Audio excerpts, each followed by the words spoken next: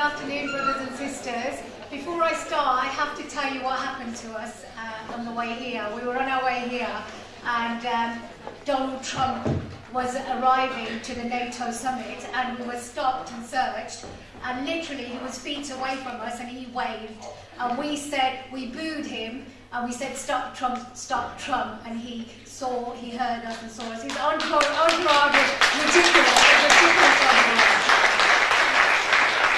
For those that do not know me, my name is Saleem. I'm from Stop the War Coalition. I'm an anti-racism and anti-war campaigner. I'm the proud daughter of Pakistani immigrants. I'm also the daughter of Mohammed Saleem, who was brutally murdered by Nazis in Birmingham, United Kingdom 4 years ago. Now, we've entered the 16 years of brutalizing war on terror, which has resulted in over 1 million deaths in Iraq alone, and in the never-ending conflict and misery in Afghanistan, Libya, Somalia, Pakistan, Iraq, Syria, Yemen, and beyond, including a mass refugee crisis which has inflicted millions of people and is mainly caused by the wars in the Middle East. The growing atmosphere of hostility being expressed towards Muslims, home and abroad, is increasing, and we must identify the links between this and the global war on terror, which has been persecuted by the West for a wave of anti-Muslim feeling, with crackdowns on civil liberties and hate crimes against Muslims, such as my elderly father, who was 82 years old, who was murdered by neo-Nazi terrorist and mosque bomber Pavlo Lapshin from the Ukraine. Now, Pavlo Lapshin, a Ukrainian neo-Nazi, who'd been in the country for less than a week. He arrived, he got an award at the British Embassy in Ukraine, and then he got a workplace in a predominantly Muslim area in Birmingham where we live. And he was making open plan bombs, and he put bombs, he murdered my father within 5 days, and then he put bombs outside 3 mosques in the West Midlands. There were nail bombs, they went off. He is now... He received 40 years under the counter-terrorism laws. The media didn't portray this case as it would have done if the terrorist would have been a Muslim. So we had very, very little media coverage in one of the biggest acts of terrorism in the United Kingdom. Now, I actually feel appalled every time there is an act of terrorism in the UK and Europe, that my father's terrorist murder barely gets a mention, and neither do the 3 mosque bombings in the West Midlands. The anti-Muslim rhetoric and bigotry have been the main factor for the so-called war on terror for more than 15 years, and the demonisation of Muslims and Islam has been used to its full extent by the US and the UK mainstream media to justify the bombings of Muslim countries. After September the 11th terrorist atrocity in 2001, when the US government and its allies went to war in Afghanistan and Iraq, the role of the war on terror in generating hatred has been entirely overlooked by the Western media. In fact, any acts of terrorism from the likes of ISIS were extremely rare before the war on terror. And since the war on terror has spread from country to country, and in Iraq we have seen the rise of the Islamic State, which is very much the product of war. Now, in Britain, schools and even nurseries are being targeted by Prevent. It's basically spying on Muslim children from as young as 5 for extremism. Now, in order to really oppose Islamophobia, one has to oppose the war on terror as well. And in the battle against racism, you're either on one side or the other. Muslims are frequently demanded to denounce crimes by extremists such as the Islamic State, yet no one would think of asking a white person, an atheist or a Christian, to apologise for a crime like that of my father's terrorist murder. The fact is that Muslims have a very strong reason for being angry, especially because of domestic inequality and the war on terror, which has been used by the international community to start so many wars. Large amounts of money are being spent on spreading hatred of Muslims, while Muslims rarely have the resources to counter this. Since the 1990s, over 4 million Muslims have been killed in Western wars, and 94% of terror attacks in Europe are committed by non-Muslims, but it seems as though the media always manipulates the truth. Trump's first few months have shown his US leadership is confrontational. Having generated revulsion and protests around the world, it is crucial that the spirit of resistance is maintained to stop him dragging the world deeper into war. We have watched in horror how his executive orders, the Muslim ban, has traumatized and humiliated Muslims of America and across the world. Trump is banning immigrants from the very countries the US has played a huge role in destabilizing and destroying. The US and UK government for over 15 years have got away with bombing, droning and invading the same group of people that they actually want to ban today.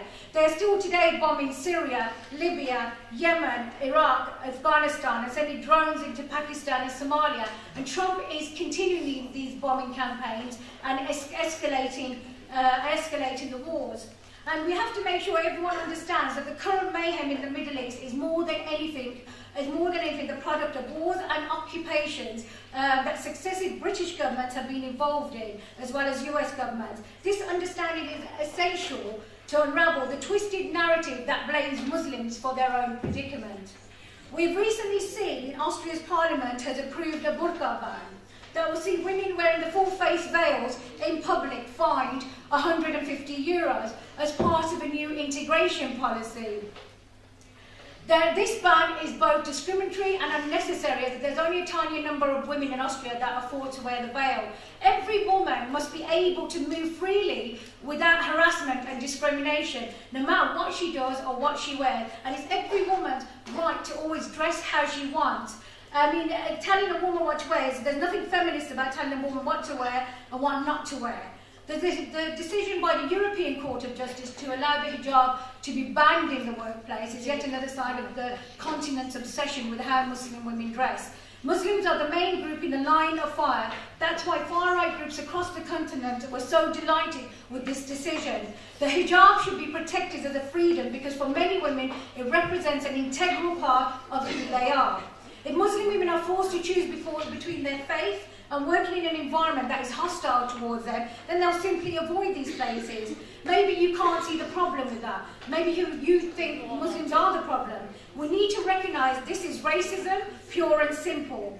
Unprecedented attacks across the globe are on Muslim women and our elderly men. And if they are vilified for wearing the niqab and the hijab, this is racism, pure and simple. Now, Trump has tapped into the hate-fueled market so well, and the reason for this, because for over 15 years, the so-called war on terror, anti-Muslim rhetoric and bigotry has been the main factor that has been driving it, and the demonisation of Muslims and Islam has been used to its full extent. Trump did not just actually appear out of nowhere. He's been a part of the US establishment for a very, very long time. He knew very well what buttons to press, and he worked. His popularity amongst the far-right, the bigots and the racists has risen. And it's vital that we build a broad and sustained movement that builds an opposition to Trump. We've already had 7 massive protests in the UK, and our primary goal in the UK is to get Theresa May, our Prime Minister, to rescind the invitation to Donald Trump's state visit, because if he does come, we will organise one of the biggest demonstrations that we did from the Iraq demo, because we don't want this racist, warmonger Islamophobe in the UK.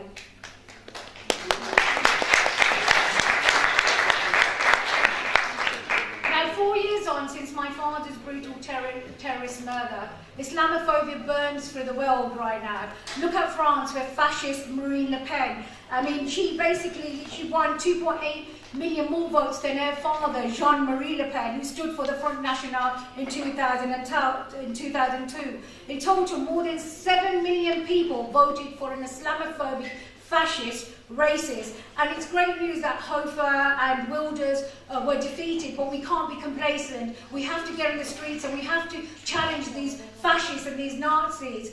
Now, and the reason, and also in America, Donald Trump became president, was taking advantage of people's economic security and fears, using racism and Islamophobia as a scapegoat for the economic insecurity. And this has led to people with links with the Ku Klux Klan to have direct access to the White House.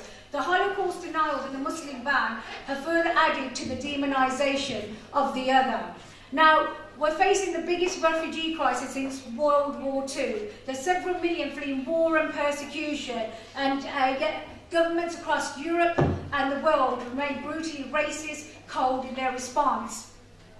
We have to recognise the reason why we have a mass refugee crisis is because the US and the UK are complicit in bombing these countries, and this is why our brothers and sisters are fleeing their lives from these bombs, and this is why we have a refugee crisis, and we must be humans and have humanity in our hearts and give them refuge. Now, in the prelude to the Holocaust, minorities, especially Jews, Gypsies and political opponents were scapegoated and blamed for all the problems in society. They were targeted with violence and ultimately mass murder. Many brave people who were not members of these groups made a stand in solidarity for those being victimised, but so many remained silent bystanders. Now, with the appalling statements of politicians and the media, as well as the callous actions of European parliaments across the world, it is hard not to hear the echoes of the 1930s. Now, what can we do? We have to be bystanders instead of silent bystanders. We must hold out our hand of practical solidarity with our brothers and sisters who are fleeing war and persecution, who are stuck at borders all across Europe. I mean, I've been to refugee camps. I've worked in camps in Aleppo, in Syria, in Athens, in Greece, across Europe, and I've seen it for myself how refugees are being treated, and it's absolutely disgusting. And we need to campaign for their rights, for their dignity, and for equality for all. And we must counter the offensive against refugees, migrants, and Muslims that are being conducted across the continent. Now, Islamophobia does need to stop, and we need to challenge our politicians across the globe with their blatant racist rhetoric towards Muslims, migrants and refugees. Muslims are enduring intense discrimination in everyday life at the hands of the media and through government policies, and it's our duty to understand this political situation that is facing the Muslim community, and we need to speak out against Islamophobia and get actively involved in campaigning for a better, humane and peaceful world for future generations to come. Thank you very much.